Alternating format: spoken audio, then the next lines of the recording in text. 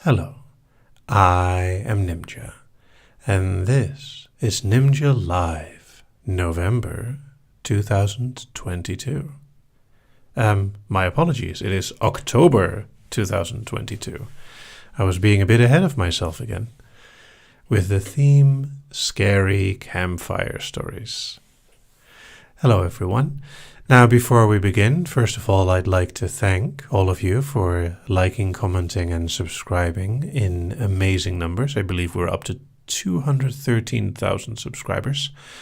I would also like to thank the continued support of my over 1,400 patrons and the many donators and YouTube memberships. Thank you so much. We have a few new ones today.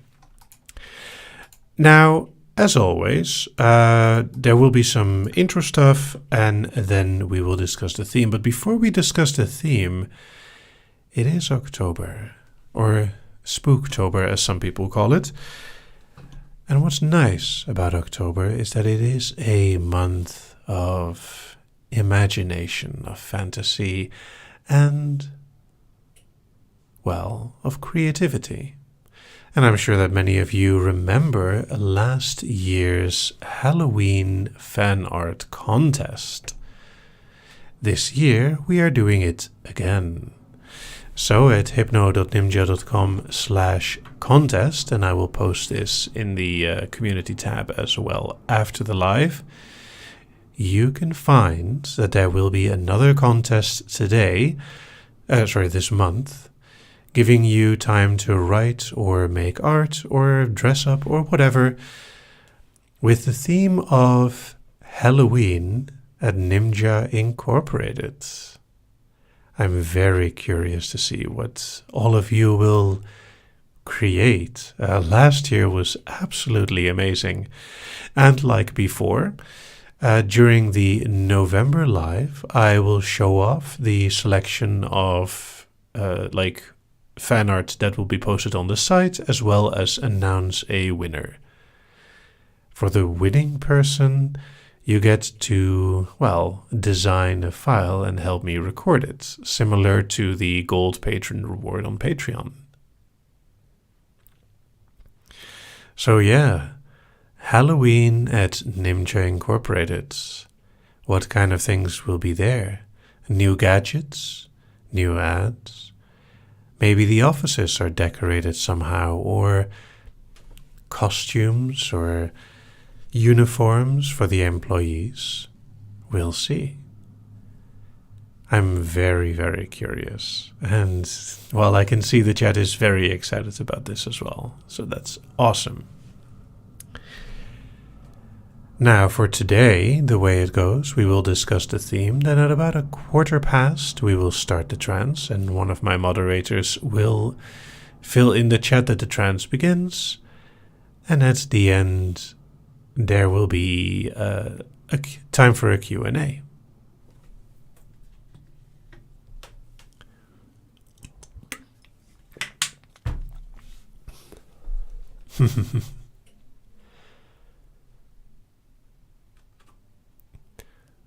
Well, I also would like to remind everyone that it's not so much a competition as an excuse to make some really fun, inspired fan art. In general, the things you make are just incredibly heartwarming and surprising. Now, as for the theme itself, scary campfire stories. People kept teasing with that one. I'll need to remember to use that correctly in the file, otherwise it'll be a very funny start. No vampires tonight.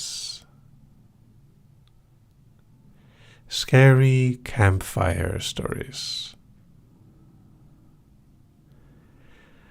Now, the way this will work is a little different than normal. We're going to have 3 small stories. And I'd like to do one story at a time, and to help you help me,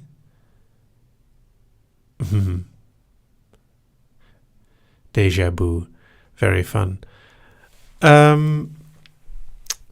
Help me with the theme. So for the first story, a stranger. What kind of stranger?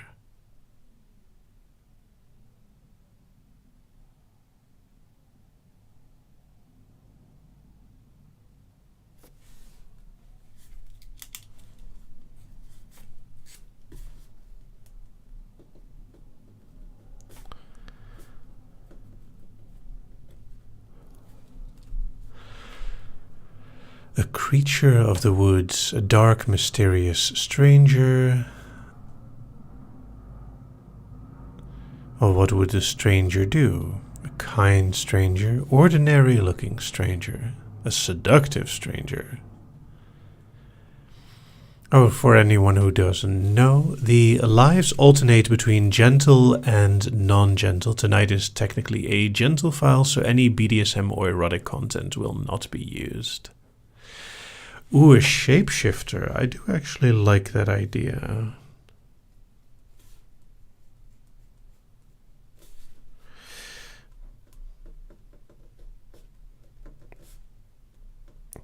A shapeshifter.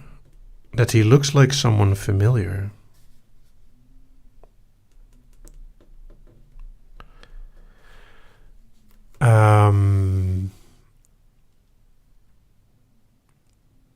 Laying a comforting hand.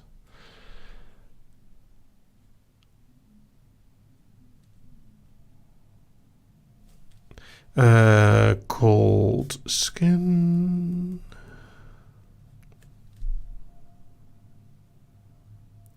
How do we find out he isn't as he seems? That implies a he.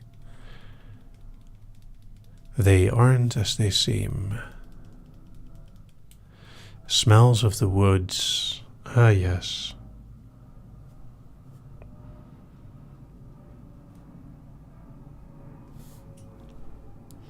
Ooh, shimmering eyes. I like that.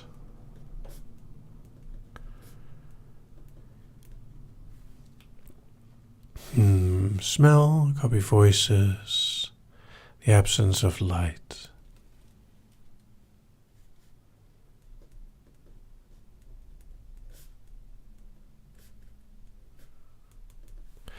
Alright.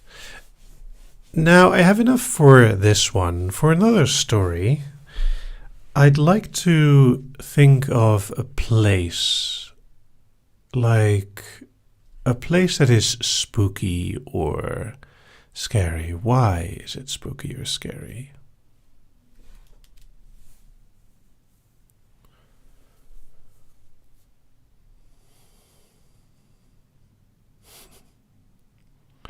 Haunted mansion. And wait with the question, Sunshine Coco. I'll answer that at the Q&A later. Secret tunnel. Abandoned hospital. Abandoned building. I do like the idea of an abandoned building.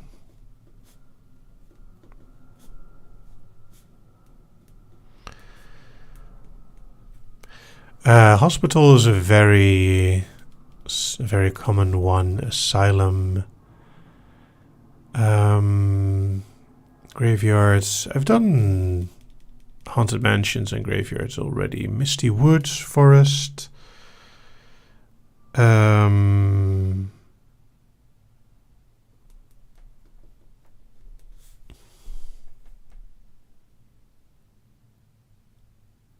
A wooden house, a cabin in the woods. What kind of building? An asylum could work, or some kind of hospital.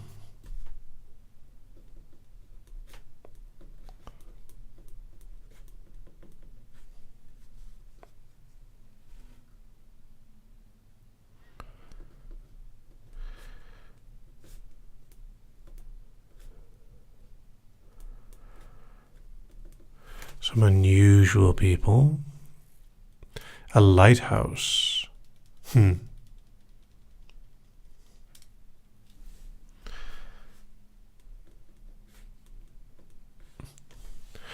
Alright, I also have enough for that one. Now for the last story, I'd like an interesting object, kind of a Halloweeny object.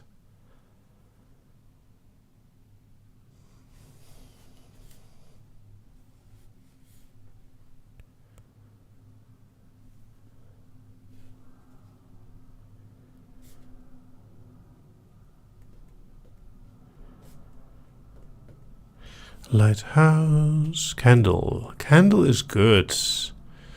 A candle that refuses to go out. A cauldron, a knife, talisman, an old book. The almighty MacGuffin, of course. A cape. I see many people liking the idea of a candle.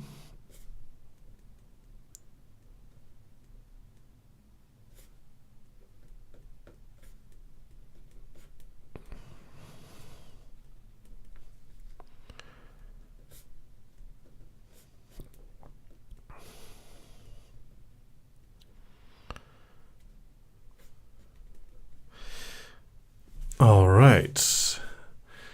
I like the idea of candles. A mirror painting. An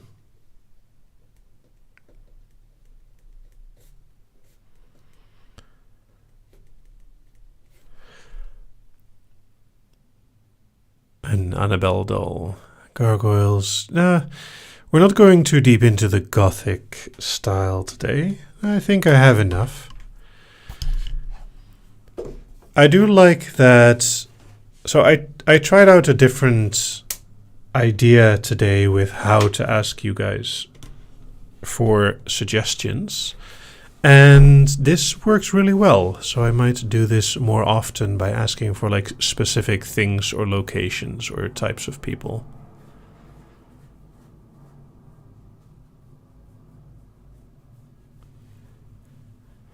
Suggesting suggestions, indeed. All right. Now, indeed, like in an improv performance, I'd like everyone to get comfy. Now, before we begin, as always, I'd like to remind everyone that participation is completely voluntary. You are allowed to listen or not listen at your leisure. And yeah, I hope you have fun. This, while being gentle, will probably veer into creepy / unsettling stories.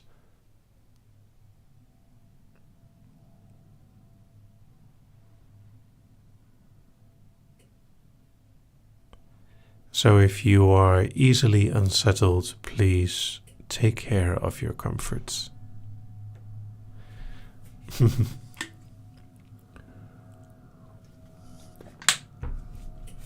It is raining participation.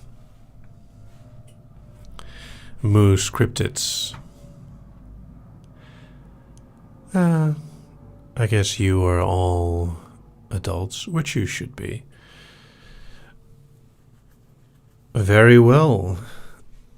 Let's get ready. Sit back, relax, and enjoy the ride as I switch the chat over to members only, and I politely ask everyone to remain quiet for the duration of the trance.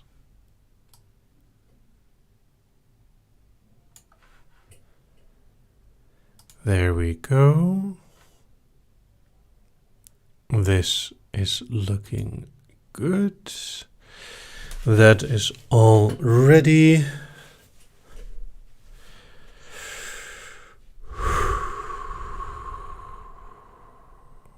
Let us begin.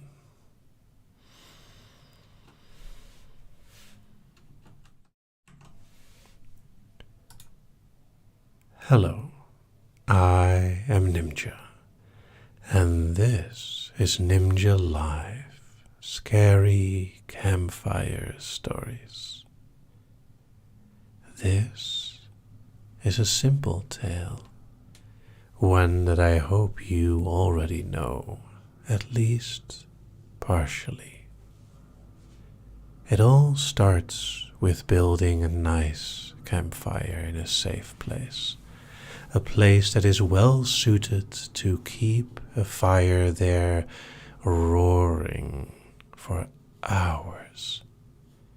It allows you to have some fun, to wrap some food in foil and bake it near the flames. Of course, some drinks, some marshmallows, sticks, maybe even s'mores, and stories. I'm sure you could easily imagine the sun slowly setting, the flames coloring everyone's gaze as you sit around the fire and tell those stories. The intensity may vary. Not everyone has experienced something scary after all. Some of the stories are very obviously fake. Others are more subtle. They contain at least a grain of truth, maybe more than one. It's those stories that stay with you the longest. As for me, I enjoy telling stories.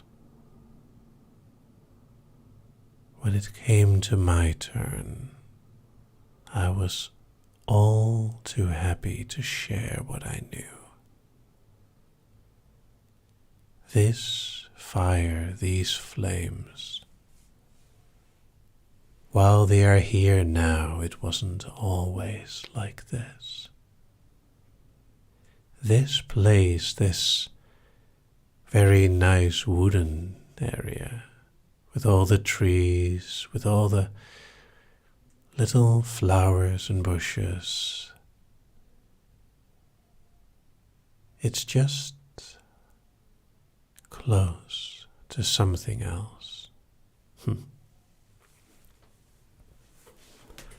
But I'm not sure if you want to hear this story, because I've been told that it might unsettle some of you.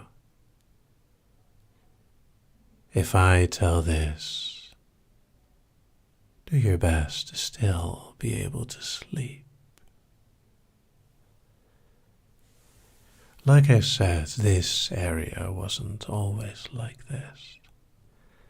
Let me tell you a story of quite a while ago, when all of this was simply the gardens of a building not far from here.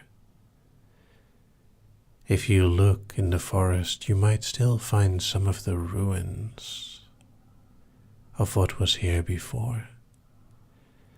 Some say it was a hospital, while others say it was an asylum of some sort. It's hard to be perfectly certain, and looking into the archives didn't make it any easier to find out the truth. Apparently, what happened there wasn't entirely above board. Now, any notions that these woods are haunted is ridiculous, of course. Not by ghosts, anyway. No, it's the people that were kept there, and their descendants that might be a problem if you encounter them here. I wonder how much you'd want to explore if you found those ruins. Trying to find the corridors that were there before, the many rooms that contained people, and try to heal them. If you close your eyes, I'm sure you could imagine such an institution. Walls painted a particular shade of green and white. Doors more solid than they needed to be, either for their protection or for something else. Orderlies walking the halls, patiently staring into nothingness as they were waiting to be helped. Out here, far away from anywhere else, it was easy to keep them in check, and any rumors of tests that were done on these people were, of course, flights of fancy. Someone told me once that there was a very peculiar set of experiments there, maybe even a lab where they were trying to change people.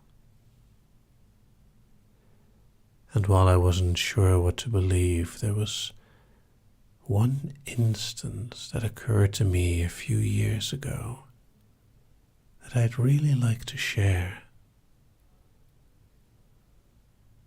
I was walking the streets back in town, quite a ways away from here.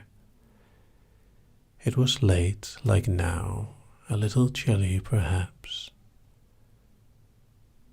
and there was a stranger. Before I saw them, their eyes appeared to glow. I wasn't sure if this was a trick of the light or something else.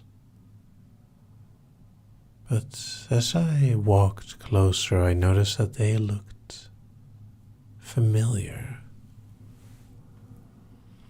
I'm sure that if you saw them, you too would be convinced that they are someone you know very well, that you might not have seen in a couple of years, but you're still, well, they're hanging up there somewhere in your memory, but you can't quite remember their name.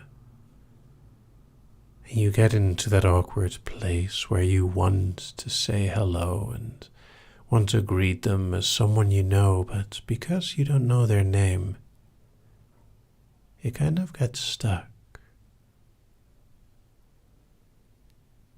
The stranger approached me. The familiar shape, sound, but something felt off. Every so often their eyes appeared to flicker with a light that came from the inside. When I looked behind them, it was almost like I saw others following them. Shapes.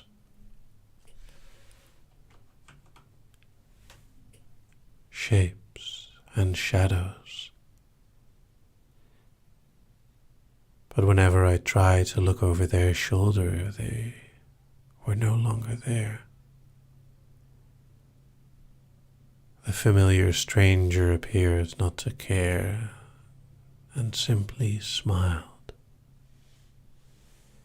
They had a story to tell me, and of course I was only too polite to walk further. They told me of a candle that could never go out. It was something that they found in their attic just a while ago, and it was the most fascinating thing. No matter how windy it was or how much you tried to blow it out, the flame would keep going. Most of the time the flame would be a familiar yellow hue, but every so often it almost seemed like it would shift in color. The slightest hint of blues and greens, of oranges and reds, sometimes even a bit of purple. and that flame just kept pulling you in, fascinating, completely drawing you into its light.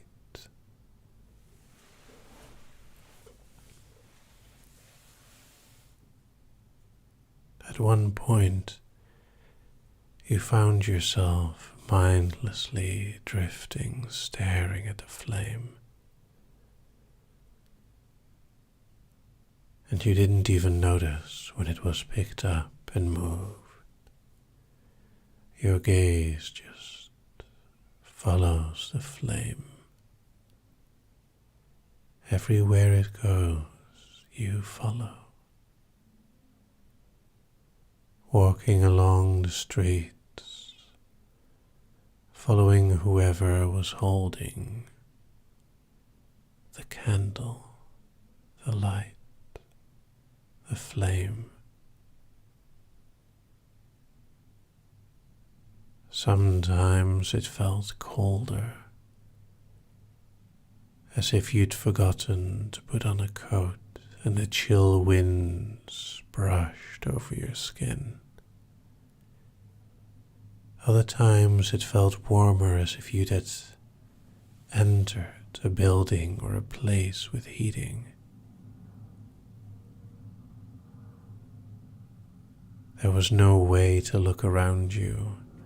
The flame in front of you, the slight flickering, was all there was, and so easily lost in the beautiful, shimmering flame were you that you just kept drifting deeper.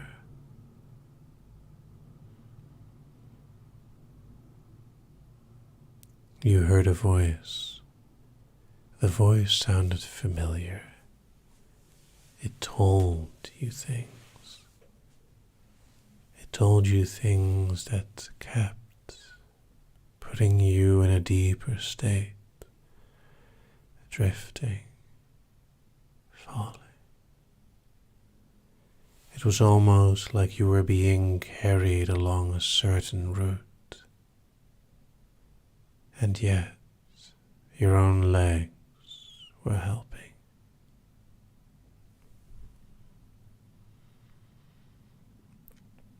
For a moment, your attention shifted.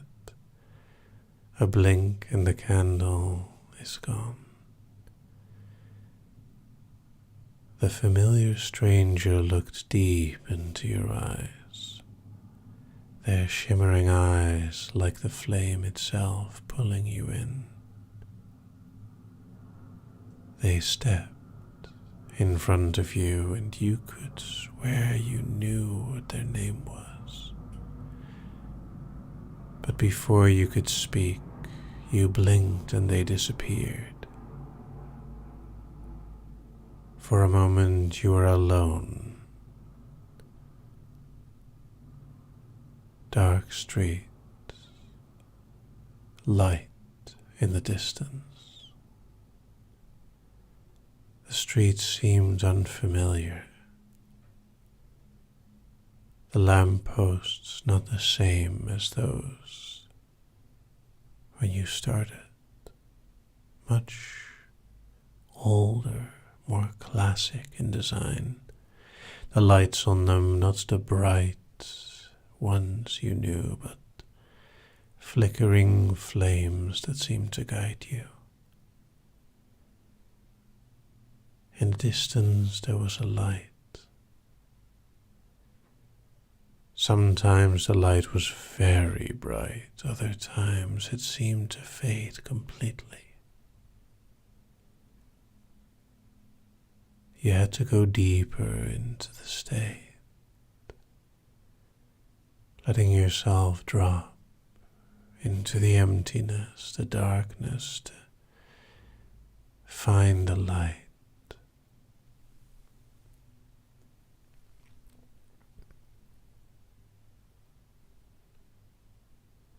A blinding light. Once your eyes adjusted, in the distance you could see a lighthouse. You were nowhere near the ocean or the sea. A lighthouse was there nonetheless, and that lighthouse seemed to ask you, to beckon you to come closer. It was so strange to be lost in a maze of stories, a labyrinth of legends. When you blinked, you found yourself back at the facility, the asylum, the whatever it was. Another blink and you saw the face again of that familiar stranger. And another blink reminded you that you were simply sitting in front of a fire listening to stories. It was difficult to draw your eyes away from the flames, so fascinating.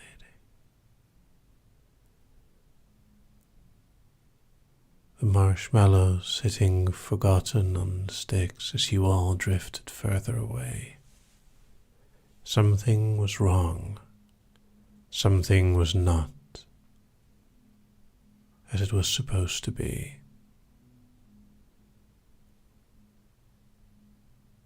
And then a drop as everyone seemed to let go and fall.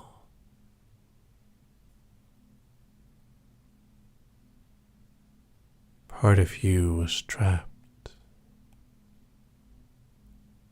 Part of your mind was fluttering in the flames. A few thoughts burned to ashes, and then nothing. A wonderful emptiness, a darkness that you will remember, if nothing else.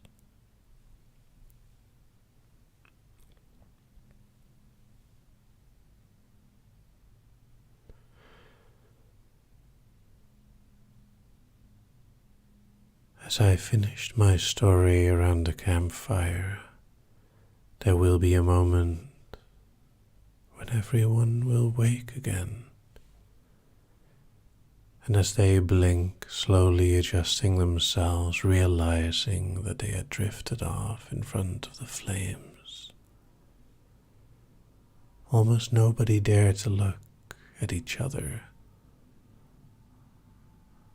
wondering what they had remembered or forgotten, which thoughts had been burned in the flames.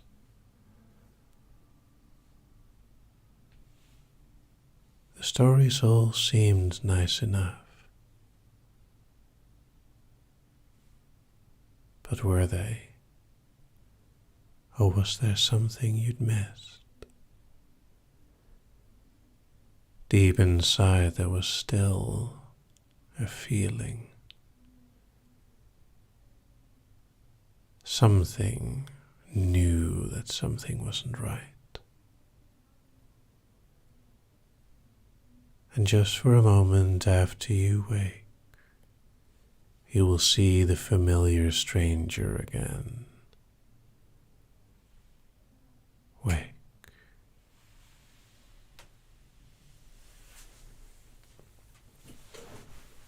And remember,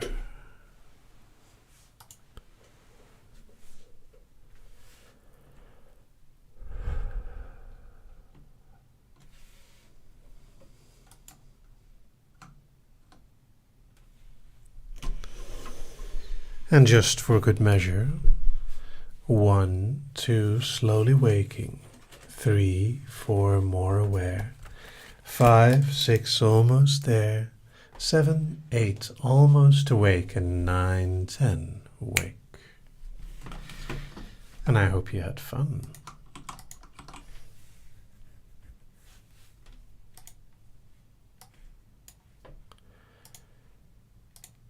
And switching the chat, there we go.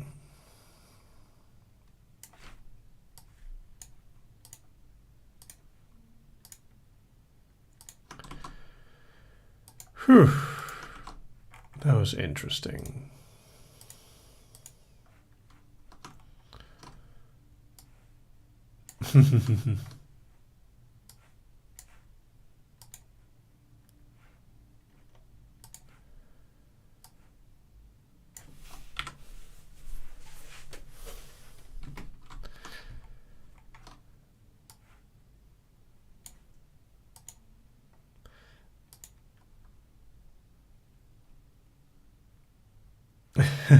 It's always fun to see everyone's confusing reactions after something like this.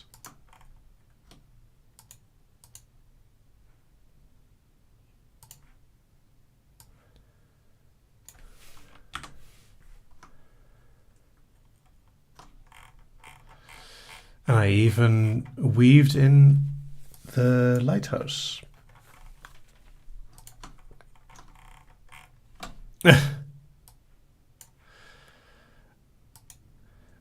Official Moose of Canada. If anyone is sitting close enough to the campfire where going into trance would cause anyone to be in danger, they're sitting too close before you start.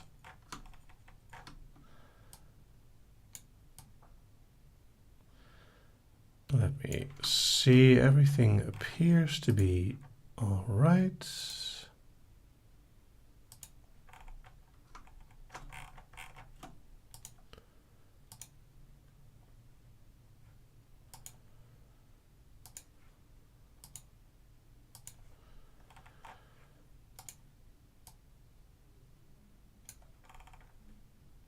Oh, wait. I see.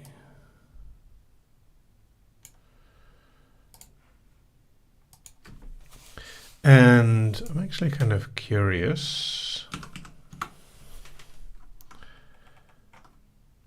how long this all is. It's just below 20 minutes.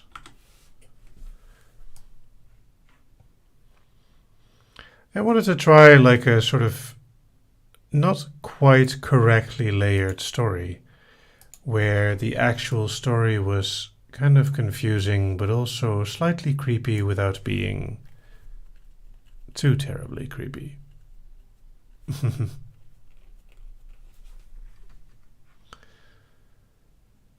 It's a lot of fun to play with these kind of things.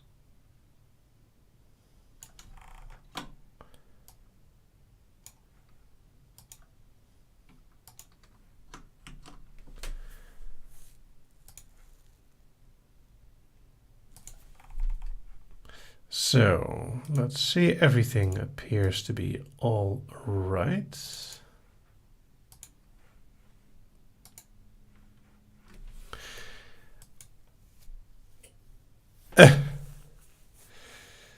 I mean, I definitely have experience in some campfire building.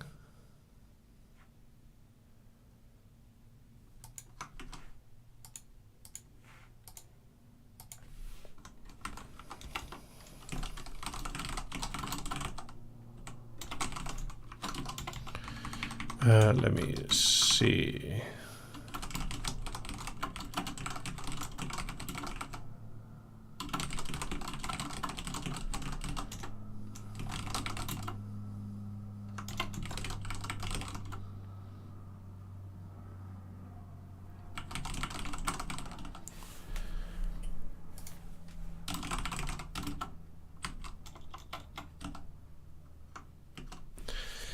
All right. Now, let us see. Becca asked, what was for lunch? Sandwiches.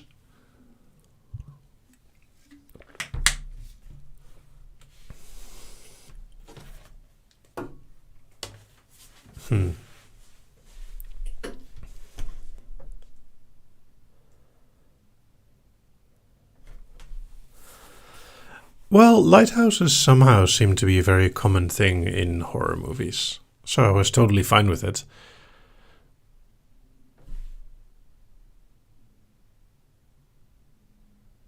Falcon Doe asks, any spooky files in store for us? You will have to see.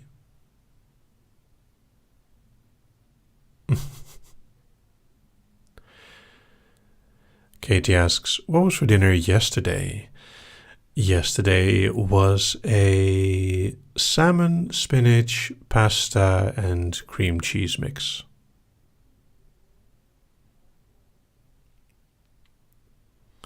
Official Moose of Canada asks, what was for dinner tomorrow?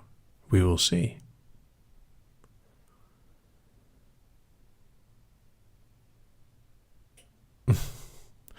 Yeah, I'll see if I can ever find out to automatically switch it to live chat for everyone. I don't know if that's possible.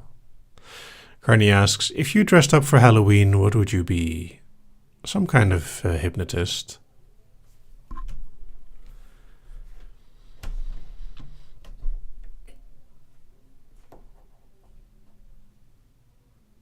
Eternal Fancy asks, what kind of Halloween decorations, if any, do you put up? Halloween is not as big here in the Netherlands as it is in the US, so it is not that common for people to put on decorations for, like, Halloween. There are already several holidays going on that people do put up decorations for, like Sinterklaas and Christmas.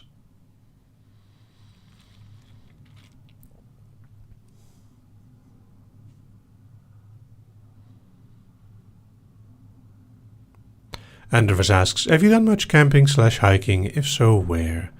Most of the camping has been in or around the Netherlands. Same for hiking. The narrator asks, favorite horror/spooky location? Well, my favorite would probably be like an old movie theater.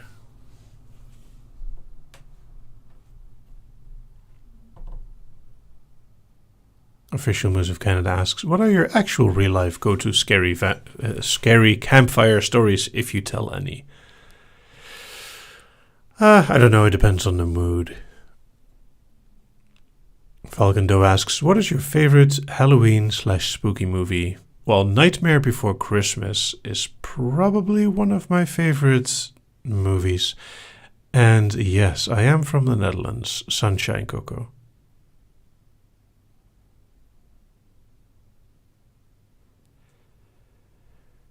Like other... Actually, Cabin in the Woods was pretty good as well.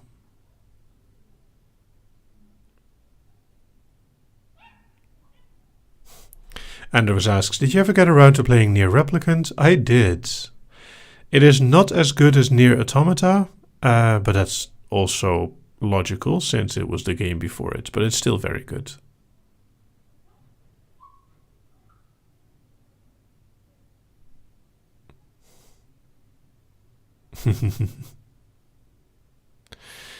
Rebecca asks, is there a spooky story from your childhood or from the Netherlands that has inspired you? The Buck Riders or Bokkenrijders from the Netherlands is a very interesting one. Plus, in the area I come from originally, there is a story about sort of ghostly figures that roamed like fields and forest edges. Zia asks, are you related to Rembrandt? No. Becca Rose asks, do the vampire voice, please. What would be the vampire voice?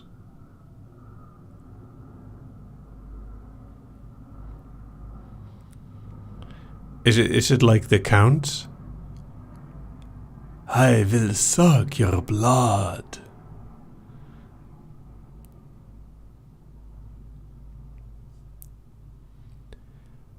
One nibble. Ah, ah, ah.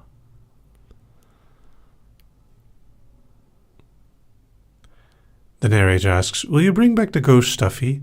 Actually, wouldn't a ghost stuffy be really frustrating because it's a plushie you cannot cuddle?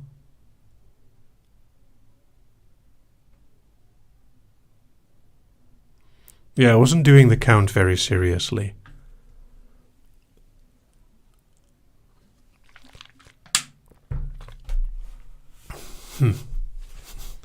Vampires are a real pain in the neck.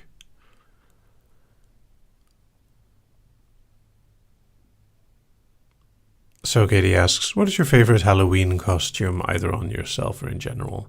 Anything that is well done, honestly. I really appreciate effort when it comes to anything, really. And I've seen people make some amazing costumes. An acquaintance of mine made a Doctor Strange costume where she used an LED air writer to do the magic symbols in the air. It's like a quickly rotating thing. It was amazing.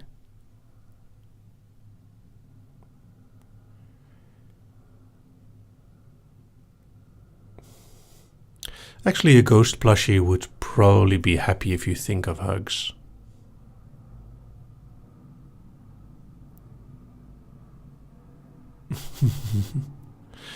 Bunny or maid outfit. I have no problem with sexy outfits, but only if people enjoy them. Algorithmic asks, do you think more in Dutch or English? Yes. And good night, Dianta.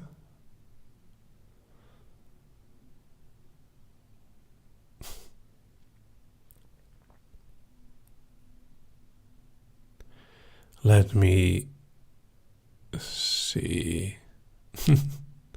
As for like thinking in Dutch or English, it is kind of dependent on what I am doing at the time. I'm perfectly comfortable thinking in English. And Mastermind continues their pun, well, adventure? I'm not sure. With Halloween appropriate puns. If a vampire sees a snowman, would it get frostbite?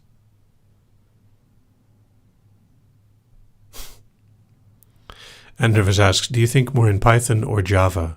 Oh, definitely Python. I don't find Java that pleasant to program in.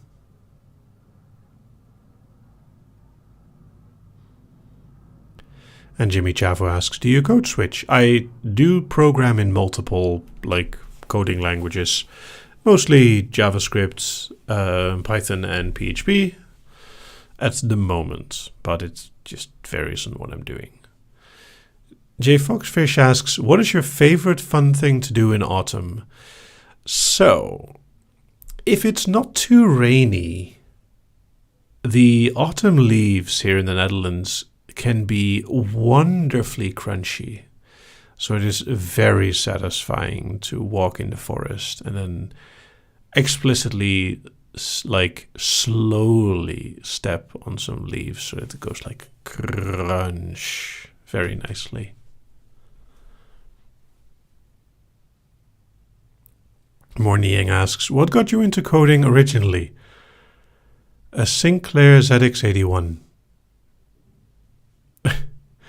Z asks, why does your chair sparkle? Because it can see a little bit of the background, and if I move, then the pattern of it moves as well.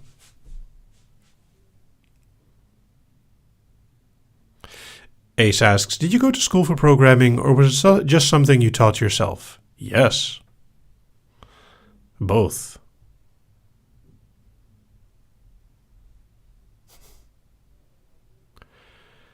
Becca Rose asks, what do you prefer, ropes or chains?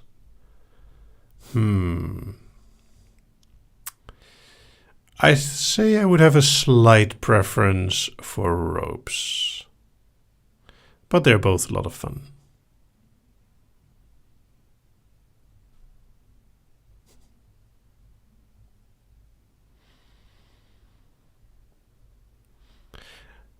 Unleash the Fair asks, Why can't I think clearly to come up with more questions?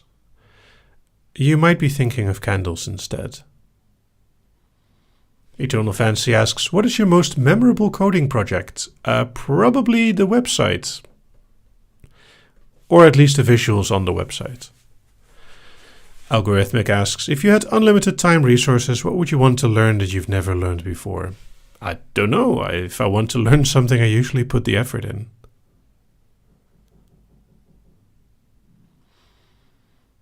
Iguanodu asks, what is your favorite autumn treat? I am not sure. Mornying asks, would you consider yourself to be more of an extrovert or an introvert? Extrovert or introvert are emotional states, not definitions of being. If you consider yourself an extrovert, then you kind of make yourself one. I sometimes enjoy people company, and I sometimes like being alone. Lynn asks, I'm genuinely curious. Dutch people are usually pretty tall. How tall are you? About 6'2", or 187 centimeters.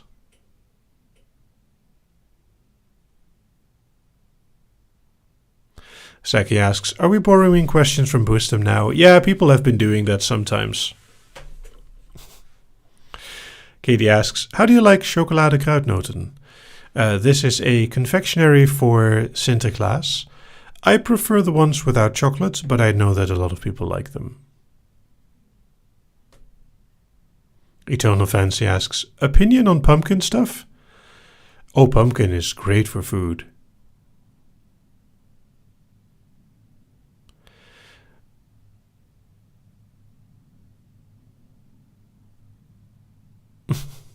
Mastermind asks, will we ever have a Kinky October live? We do. There's the live light, which is significantly more naughty, which is for silver and gold patrons in 2 weeks. The voting for that will be up shortly on Patreon.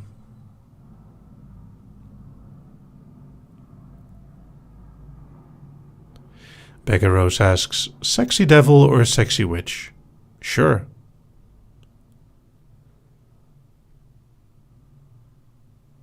I believe the volatile vampire was from a live light in October.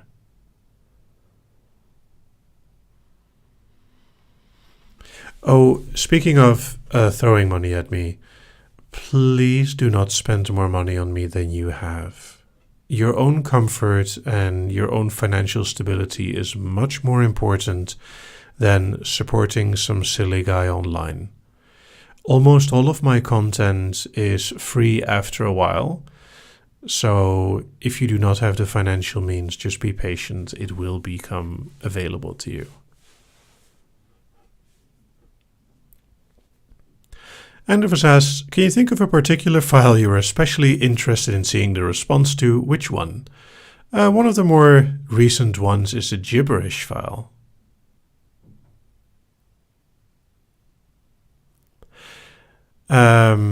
Moriarty asks, would you say someone is naturally dominant or submissive, or can they change from one to the other? It is fluid. It is as fluid as sexuality. Like, you can feel dominant or find out that there are certain ways you like to submit, or maybe you're always submissive, or maybe you are a switch. It's all up to you.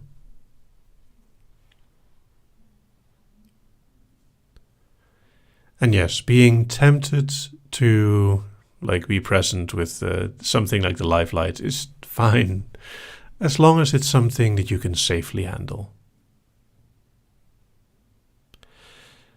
Katie asks, is there something specific you struggle with as a hypnotist? Yes, subjects.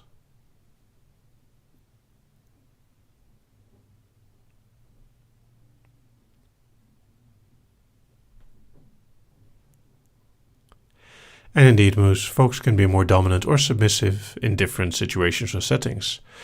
There's this thing where a lot of CEOs, like this trope that CEOs like to submit to mistresses, and this comes from somewhere.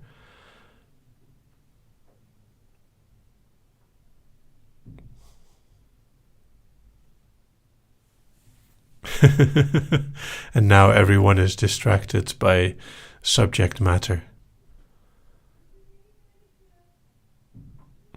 Also, hello, Katarina.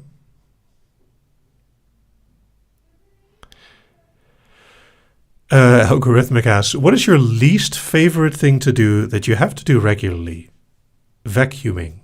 The weird thing is, I'm good with most cleaning, but I think it's the sound of the vacuum cleaner that I don't enjoy too much. But I still do it.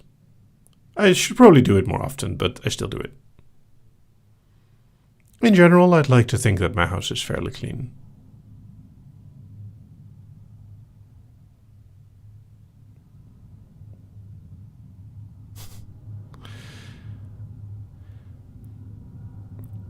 And yes, headphones are fine. They help.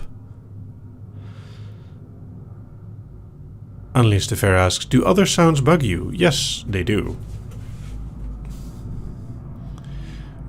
I don't enjoy too many sounds or distractions. I also don't like overloading myself with like music louder than the vacuum cleaner.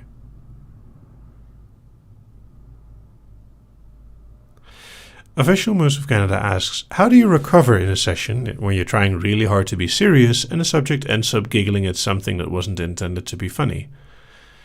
Well, you can use it. If they're giggling, then maybe this was his intention all along.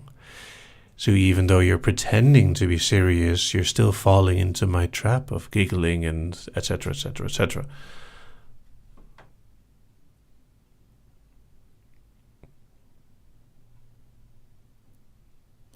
Algorithmic asks, speaking of sounds, is that a plane? I thought that was plain to hear.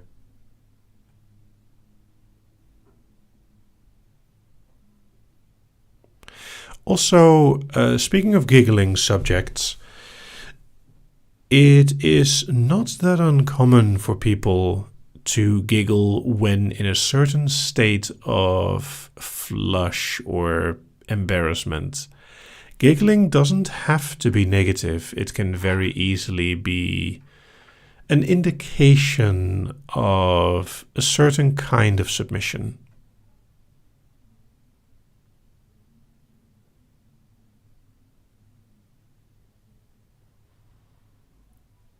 Z asks, do you like chimes? In moderation. I wouldn't want like wind chimes outside of my window. It would annoy me very quickly.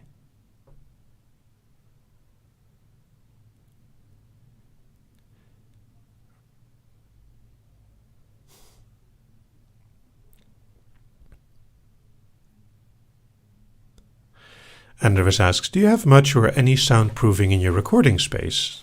Very minimal.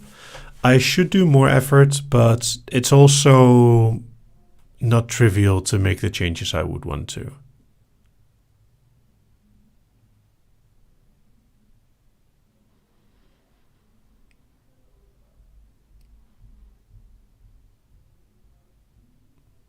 And yeah, giggling can be a very easy reflex.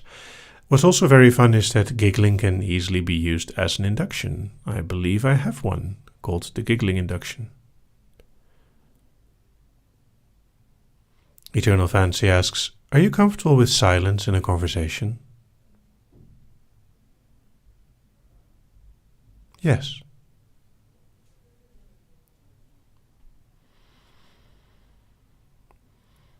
Wormguts asks, have you seen the cartoon Bluey? I have not. Oh, speaking of media, one recent game that I've been playing is Road 96, because it was on offer on Steam. I would recommend most of the people in the US to at least look into Road 96. I'm sure the developers would claim that it is not political, but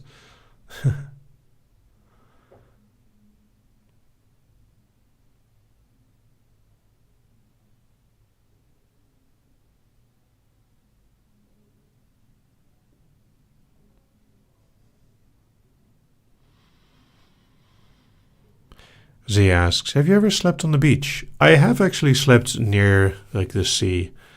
It's quite a nice relaxing sound. Just be careful that you don't put your tent too close to the water. Tides are a thing. In certain places, the difference in tide is quite significant.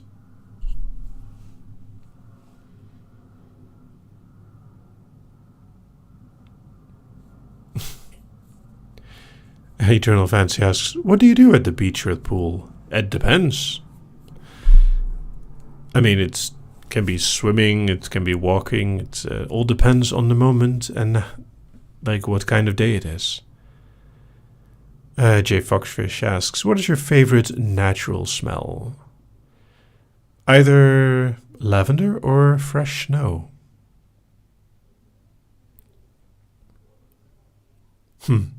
Becca Rose asks, can you give us the strict look? No.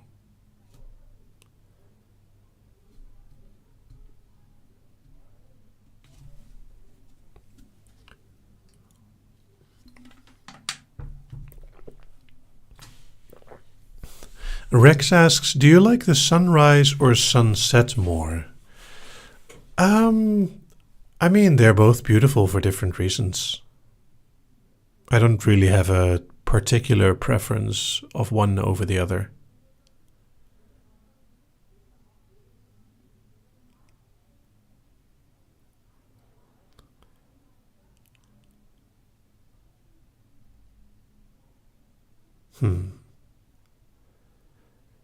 And yes, it's very weird to see boats just sitting on sand and then floating again 6 hours later. Algorithmic asks, what is your vocal range when singing? Probably only about 2 octaves. Maybe a little more. I should practice more. Eternal Fantasy asks, do you feel more of a calmness or a vast uncertainty when alone at night? Those are pretty extreme. Also, I'm sure that there's more options than just those two. Just a Little Me asks, has a little ever surprised you with their stubbornness? No.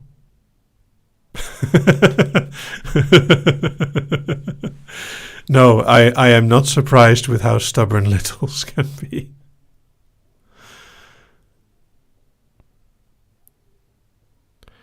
Jillian asks, Mr. Stream, but do you plan on making any more recursive induction type files? Maybe at some point.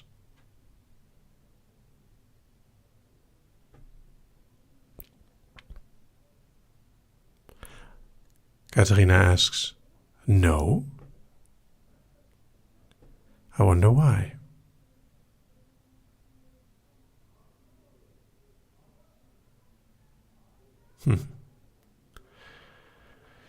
Katarina asks, what do you do when a little is stubborn? You put them in their place. Eternal Fantasy asks, so what do you feel when you're alone at night?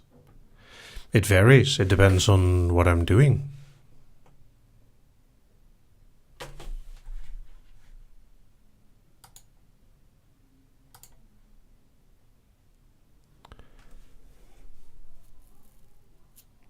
Lynn asks, do you like horror movies?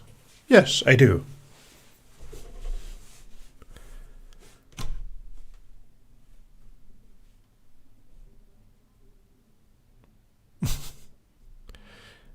Unleash the Fair asks, do you believe in magic? Sorry, it reminded me of a song. Zia asks, do you know how lovable you are? It depends.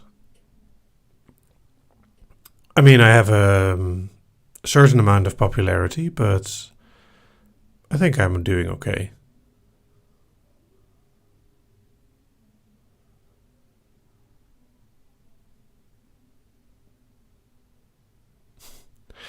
Andreas asks, do particular pieces, songs, or soundtracks run through your mind when you're in a specific mood? Which ones? Oh, that varies greatly. I have quite a lot of music in my mind depending on what I'm doing. And it can be anything.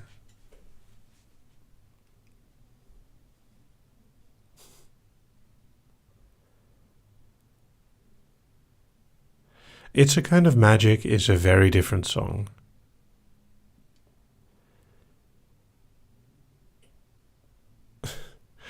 Official Moose asks, if you decide to stop making files, will the last one be called The Final Countdown?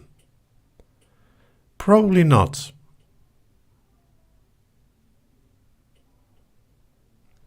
Morning asks, do you have specific genres of music that you really like to listen to? Most of the time I listen to sort of ambient chill music for programming and vocal trance for like other things, more on the calming side. But I'm also open to progressive rock or some silly pop or chiptune or much more randomness. Eternal Fantasy asks, what is a top trait you look for in a person? Mostly people who are smart enough to realize that top traits are not definable by a single trait. So I cannot answer that question, sorry. And sorry for the tease. Andreas asks, what's one song or piece which never fails to cheer you up? I'm not sure, actually.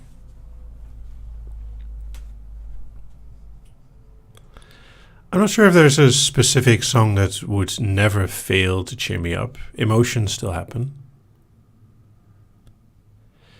Katarina Spielman asks, not hard rock or metal? Oh, I mentioned progressive rock. I'm actually fine with hard rock or metal. I just generally don't listen to it for fun.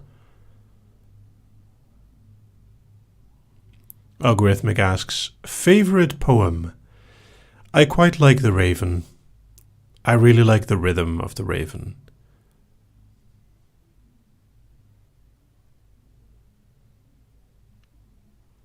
Jay Foxfish asks, if you play any musical instruments, what are they? I play a tiny bit of guitar and piano, like really little.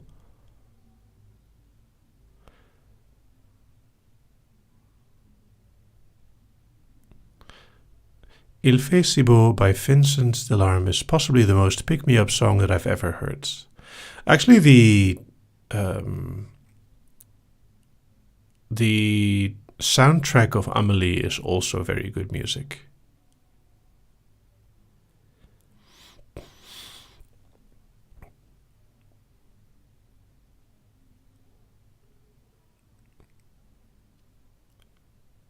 I believe I actually read out the whole Raven during a live light once.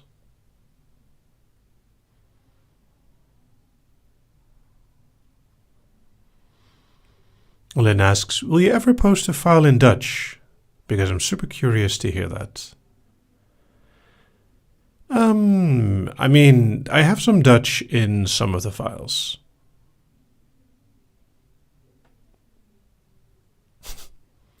Eternal Fantasy asks, go to soundtrack for programming. Like I said, I usually listen to ambient chill out.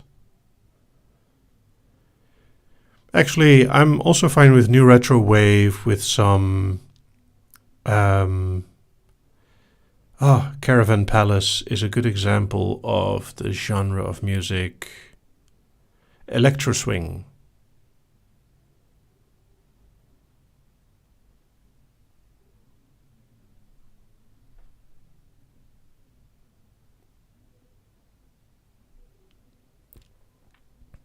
The Raven is a poem by Edgar Allan Poe.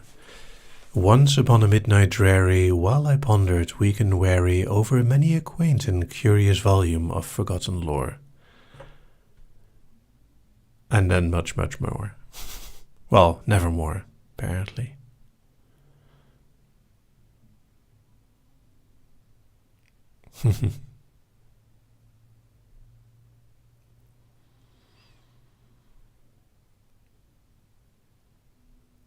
Katie asks, what are you most looking forward to about Wales? To see other people again and to watch other hypnotists do awesome things. It's really a lot of fun.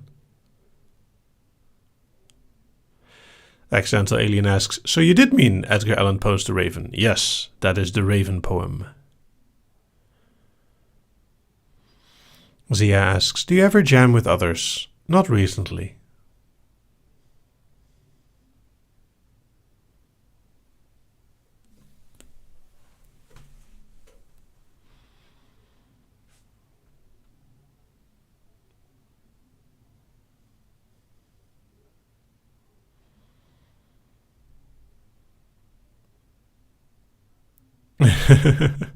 I'm sure someone else will call a poem The Raven, but it's like anything that gets very big.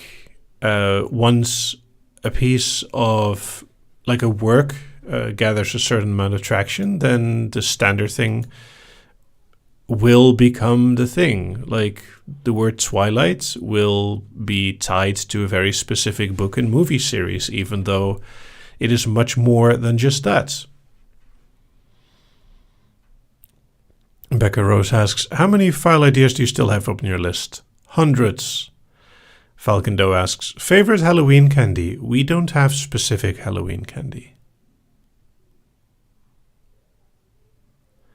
Lynn asks, no, we're not supposed to be too personal with the questions.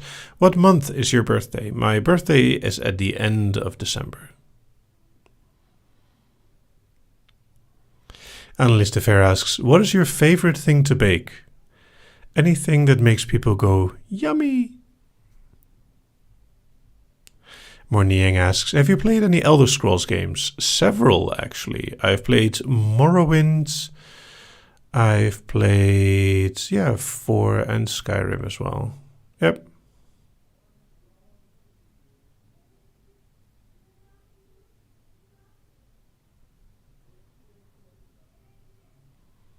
Oblivion is 4.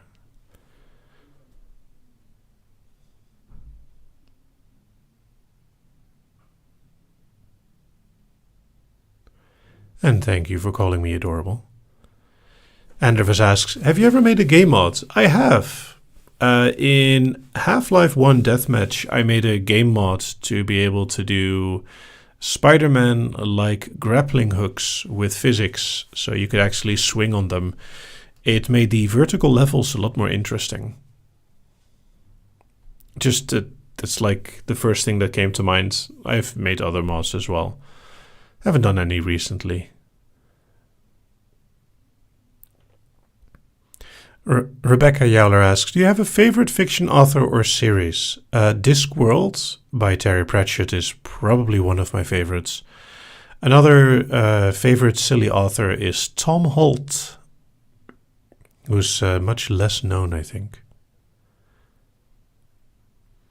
Rebecca Rose asks, how long do you think you'll do hypnosis for? I have no idea, as long as I am enjoying it. CA asks, if someone made a movie of your life, what would the genre be? I don't know.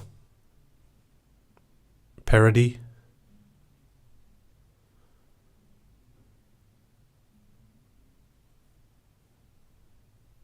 Maybe we'd get the subtitle Punisher or something.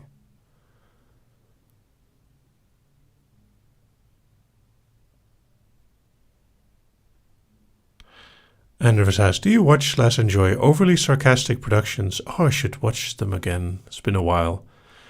I have seen The Show That Goes Wrong, which is also quite entertaining. Official Moose of Canada asks, what makes Sagittarius the coolest astrological sign? Winter. Although I think Capricorn is even more in winter.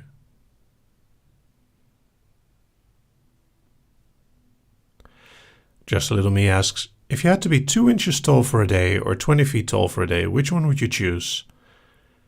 20 feet seems like a really quick way to get hurt. Like 2 inches is probably safer.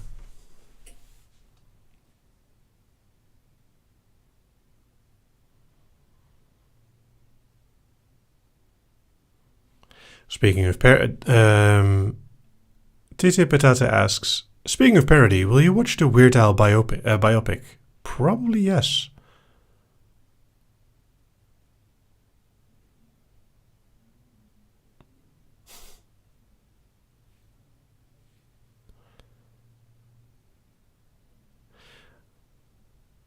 Iris asks, what are your favorite self-care things to do? There are certain foods that I like to make for myself. I like to watch movies or play games. If people are around that I enjoy, going on walks and just chat, like talking, is also nice.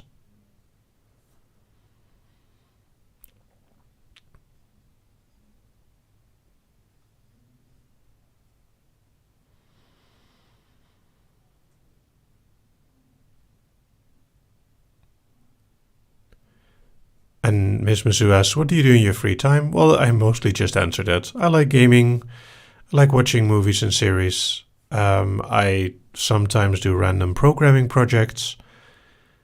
Like a bit over a month ago, I actually made a grounding tool for people where you can look with your phone camera at an object and it asks you to find an object with a specific color, like blue or red or orange. And it's a way to help your mind calm down when you're like having too many thoughts.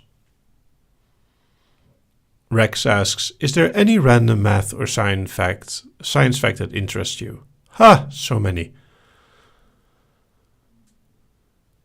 I can highly recommend Stand Up Maths as a channel about math with Matt Parker.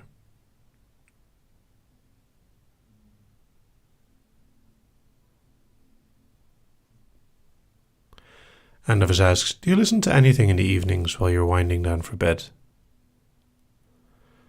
No, reading is more common.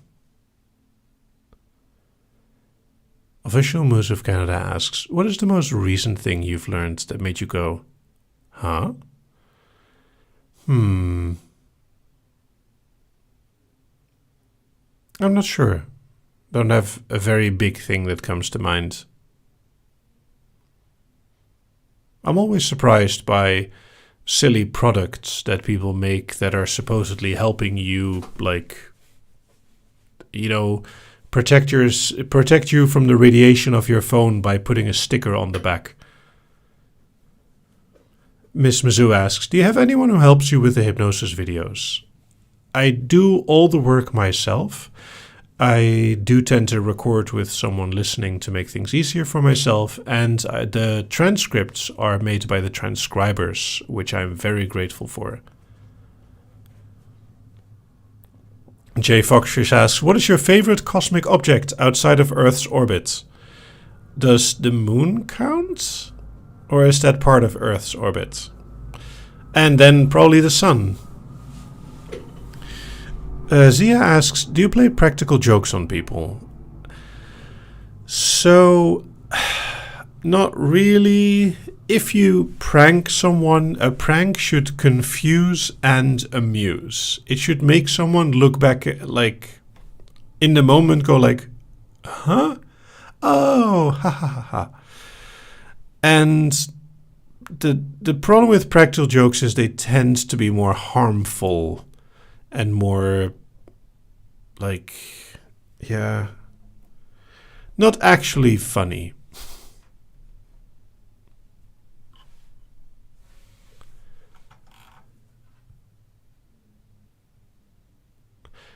Yeah, I would say that, the moon is bound to the Earth, not specifically Earth's orbit.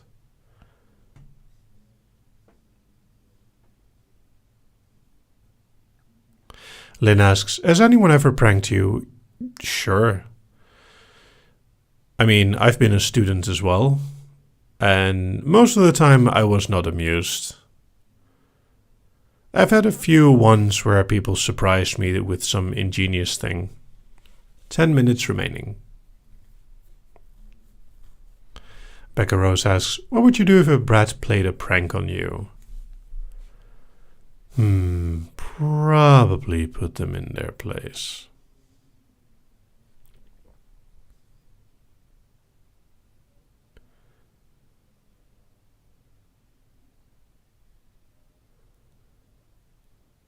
Mastermind asks, trick or treat? If you've been good, I might trick you with a treat.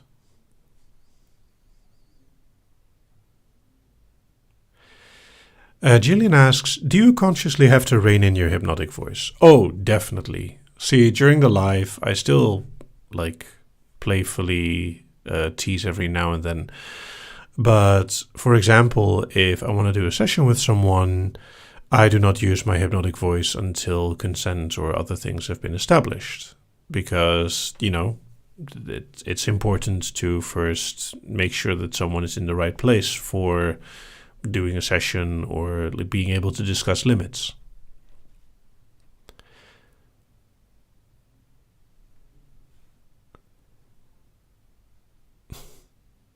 Official Moose of Canada asks, put them in their place? What does that mean? How would one go about doing something like that? Very specifically. As he asks, how would the world like if you could make it so? More understanding of each other. Andreas asks, do you have any advice on regaining lost confidence as a dom or tist? Like any skill, practice. It's silly to expect yourself to be an amazing dominant or hypnotist from day one. That's not how life can work. You need practice. You need to make mistakes to get better. And that's like anything, so allow that to happen. And find people that give you very good critical and constructive feedback for what you do, so you can grow. I think the most dangerous thing in a lot of the hypnosis community is that people are not open for constructive or critical feedback. And that means that if all you hear is, oh, well done, you never get any better.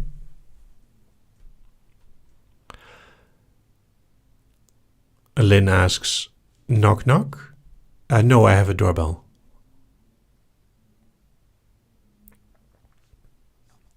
Miss Mazou asks, do you meet up with fans? And if you do you get nervous?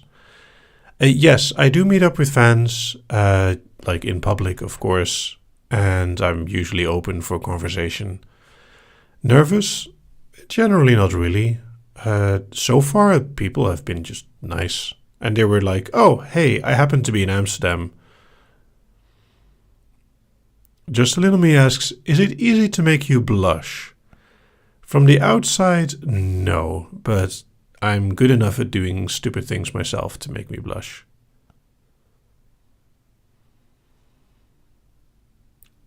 And Jay Foxfish asks, what is the most useful feedback you've gotten about a session? I'm not really sure where this began, but asking for feedback after 2 days or so has been so valuable. Because after the initial high has worn off, people tend to be a lot more communicative.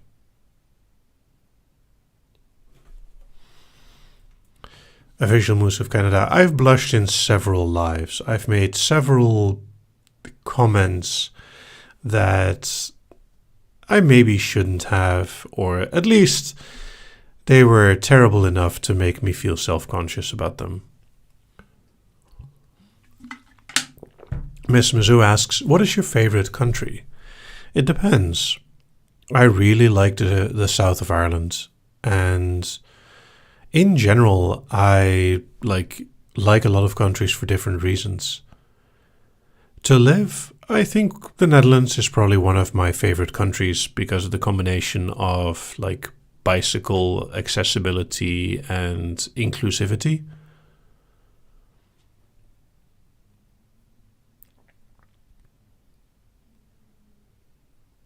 I don't even remember if inclusive marriages was that big of a deal here. It was basically in the news like, hey, it's legal now, and then it was not spoken of again because people were like, okay.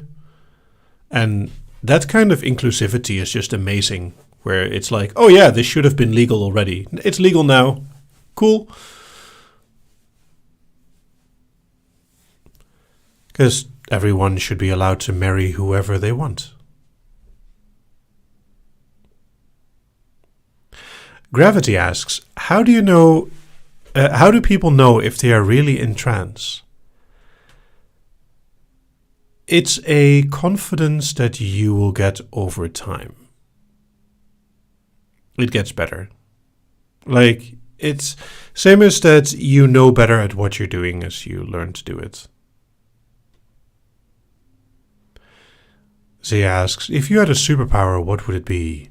Mind control. Possibly.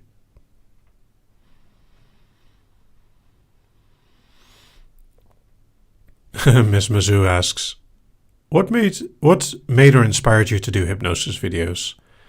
I had been doing hypnosis for a while already, and I just felt that there wasn't that much like good male hypnotist content. And I'm the kind of person that if it's not there and I'm like, why isn't it there? I do it. Because the same as with the visuals, they kind of started as a combination of a like programming project and me kind of going like, hey, there's nothing like that out there. I would like to have this, so I will make it.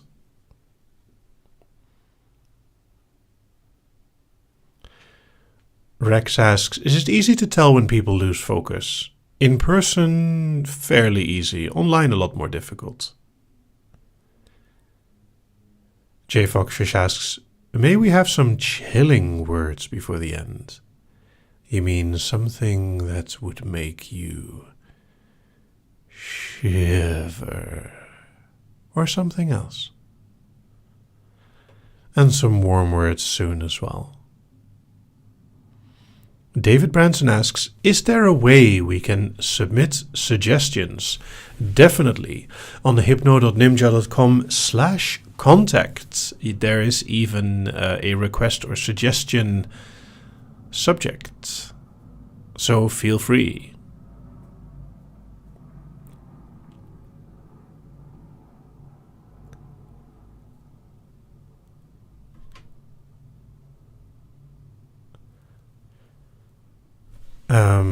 Let me see. Oh, Unleash the Fair asks, if you wake up one day with mind control powers, what is the first thing that you would make someone do? I probably would test them in a fairly innocent manner. The thing is, I've been doing hypnosis for very, very long, like over 20 years. And I don't think I could comfortably use like mental powers without consent. With all the like experience I've had within BDSM and hypnosis, the whole consideration of consent and like consent discussions and limits and likes, I would happily mess with someone's mind if they wanted to, but I wouldn't feel comfortable doing so without them like expressing their desire for it. So I might test it first in a very innocent manner.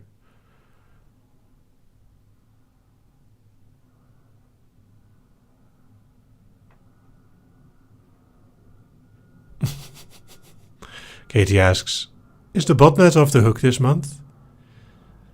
Some people are probably very curious if I will use it, but no, they're fine.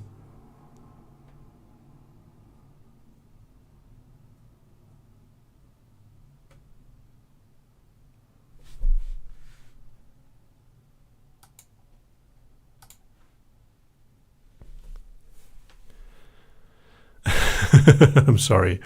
Also, it is time. So some people will feel a warm glow of comfort to please me. And for everyone else, there's a deep thank you.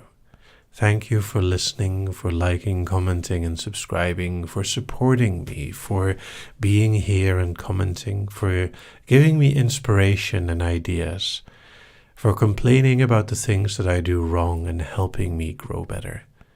Thank you. And I hope that you have an absolutely wonderful day.